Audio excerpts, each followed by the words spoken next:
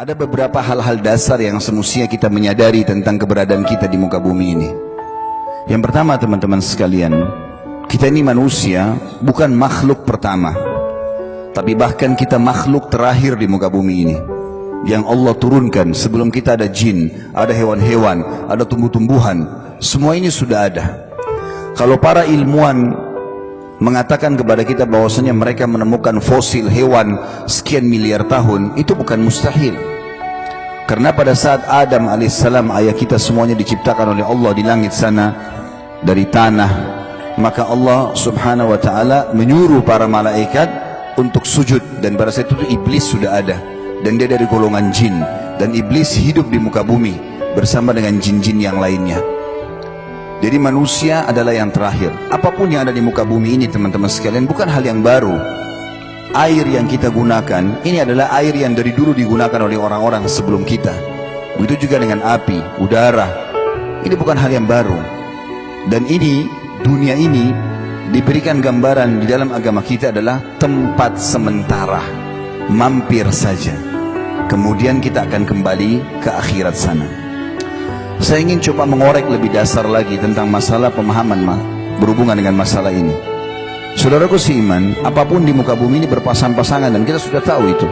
Seperti misalnya malam dan siang.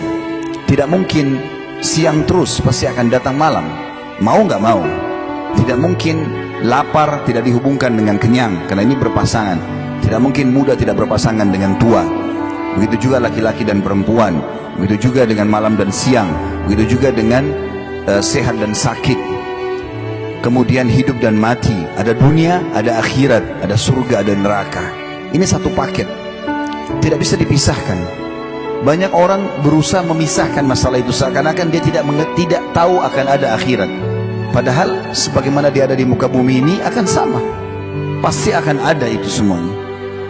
Kalau seseorang faham fenomena ini, maka hidupnya akan tentram, karena dia tahu pada saat dia sehat, satu waktu dia akan sakit.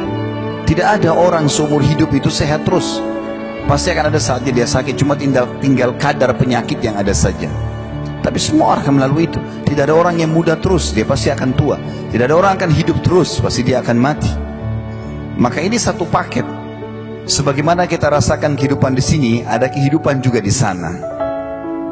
Islam datang memberikan kepada kita gambaran dunia ini bukan untuk ditinggalkan, tapi ditunggangi, dikejar prestasi terbaik untuk mendapatkan juga yang terbaik di akhirat sana. Ada banyak orang menyalahfahami tentang definisi zuhud. Mereka mengatakan zuhud itu meninggalkan dunia untuk akhirat. Jadi kalau mau menuju akhirat, bajunya yang kotor saja nggak apa-apa, makannya roti kering, tidak usah ada prestasi-prestasi kerja, ijazah, tidak usah ada jenjang akademik, tidak usah begini dan begitu. Ya sudah, dunia kita akan tinggalkan. Ini juga keliru. Allah mengatakan dalam surah Al-Qasas ayat 77, A'udzu billahi minasyaitonir rajim, wabtaghi fima ataqallahu ad-daral akhirah wa la tansa nasibaka minad dunya. Kejar apa yang Allah janjikan untuk kalian di akhirat nanti. Baca tentang surga itu. Apa saja nama-nama pintunya, berapa banyak derajatnya, apa saja fasilitasnya, amal apa yang saya kerjakan supaya mencapai yang terbaik nanti di sana. Tapi Allah bilang, dan jangan lupakan bagianmu dari dunia. Kita juga di dunia disuruh berpenampilan yang baik, disuruh menjaga nama baik, disuruh mengejar harta yang baik, semuanya baik. Nabi SAW menggambarkan kepada kita kalau beliau paling suka makan tharid, dan tharid adalah roti gandum yang dibubuhi di atasnya kuah yang ada dagingnya. Dan ini makanan yang baik. Nabi SAW gemar sekali memakan paha kambing. Kadang-kadang beliau memakan makanan yang ada kalau lagi tidak ada makanan yang baik, maksudnya yang berkualitas. Tapi Nabi SAW selalu mendahulukan makanan yang berkualitas. Nabi SAW menggunakan baju dari kain katun dari Yaman, dan pada saat itu adalah kain yang terbaik. Nabi SAW memiliki tunggangan yang terbaik. Kuda Nabi SAW terkenal dengan kuda terbaik di Jazirah Arab. Dan beliau berpoligami, punya beberapa rumah. Di setiap rumah juga ada unta. Kalau unta sekarang mungkin zaman kita sama dengan Alphard, ya. Setiap rumah juga ada kendaraannya. Setiap istri juga punya pembantu.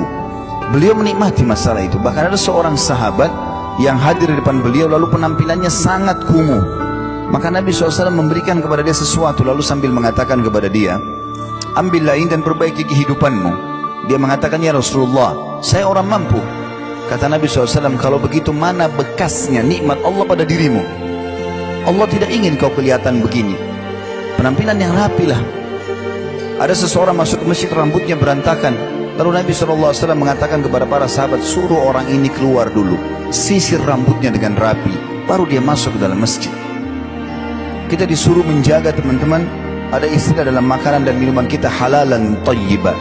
Halal yang dibolehkan, thayyib yang berkualitas, dan harus partner, nggak bisa enggak. Ayam misalnya halal, tapi kalau dia sudah rusak, tidak thayyib lagi, nggak boleh dimakan. Harus ini berkualitas. Kita selalu disuruh seperti itu. Dan kita kenal dalam agama kita ada namanya afdaliyah, yang lebih baik lagi. Semua kita disuruh kejar itu. Kita disuruh tamak terhadap rahmat Allah. Kalau kita sudah diberikan kesehatan, kita disuruh tamak, minta kepada Allah agar kesehatan itu ditambahkan.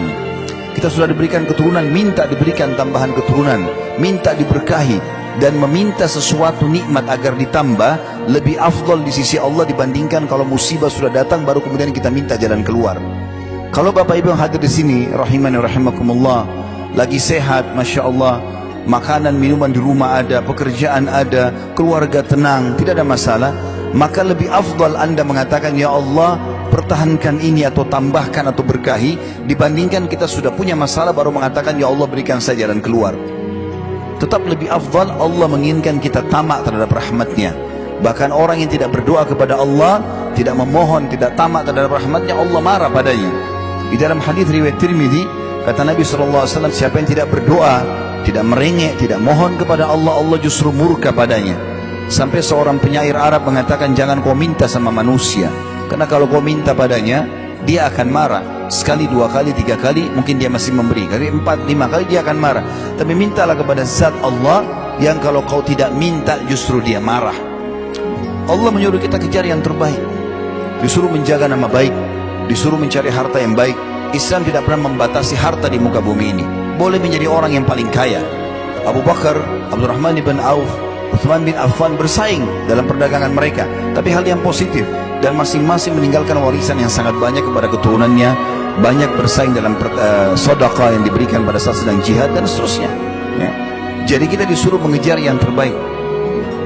Bahkan Allah Subhanahu wa Ta'ala mengatakan kepada kita, kalau Allah akan membalas kita dengan surga kalau kita mengorbankan harta, prestasi dunia kita dengan jiwa kita. Allah telah membeli dari orang-orang mukmin harta dan jiwa mereka yang dibalas dengan surga. Juga kita tahu, teman-teman, Islam sangat indah sekali, karena Islam memerintahkan kebersihan, kerapian, ketentraman, ya, kedamaian, keamanan. Semua disuruh dalam Islam, memberi, ya, berbagi, memaafkan. Semua itu bagian daripada agama kita dan akhlak yang sangat ditekankan, ya, kan? Begitu juga Islam melarang kita untuk mengganggu orang lain, berbuat kezaliman dan seterusnya. Jadi di muka bumi ini pun kita sudah diaturkan cara melaluinya. Tetapi Islam menitikberatkan poin lebih penting daripada itu, teman-teman. Ternyata kehidupan dunia selain kita disuruh kejar yang terbaik, makanlah, minumlah, pakaianlah, carilah pasangan yang terbaik, prestasi apapun silakan, tapi jangan lupa ada yang lebih baik lagi di sana. Ini yang kita ingin titikberatkan, adanya kehidupan akhirat yang terbaik, dan apa yang kita pupuk di sini kita akan panen di sana. Allah Subhanahu wa Ta'ala menyebutkan tentang surga luar biasa, pemandangan yang tidak bisa digambarkan dengan hanya sekedar lisan sebenarnya, tapi yang disampaikan melalui wahyu seperti itu. Bagaimana surga itu adalah istana yang sangat luas langit dan bumi, isinya semuanya kebahagiaan. Kata Nabi SAW, siapa yang masuk surga, maka tidak akan rusak pakaiannya, tidak akan habis masa mudanya, tidak ada lagi rasa lapar dan haus, tidak ada lagi buang air besar dan buang air kecil. Makanan dan minuman yang mereka makan yang tidak dibutuhkan oleh tubuh mereka akan keluar dalam bentuk keringat yang lebih wangi dari bau kasturi. Tidak ada lagi beringus, nggak ada lagi meludah di surga. Semuanya kenikmatan abadi. Dan saya sudah bilang tadi, sebagaimana dunia ada, maka ada akhirat. Teman-teman sekalian, Allah Subhanahu wa Ta'ala memerintahkan kita dalam banyak ayat Al-Quran agar kita menjadikan dunia ini penyebab kita mendapatkan yang terbaik di akhirat. Kejar terbaik sini untuk kita dapatkan juga yang terbaik di sana. Tapi bukan ini target utama. Kalau kita sudah menjadikan dunia sebagai target utama, maka kita bisa tidak mengenal lagi mana halal dan mana haram, karena kita tidak yakin ada hisab pada hari kiamat. Maka kita main sikut sana, sikut sini, menjatuhkan orang, mengambil hak orang lain, dan ini berbahaya buat kita.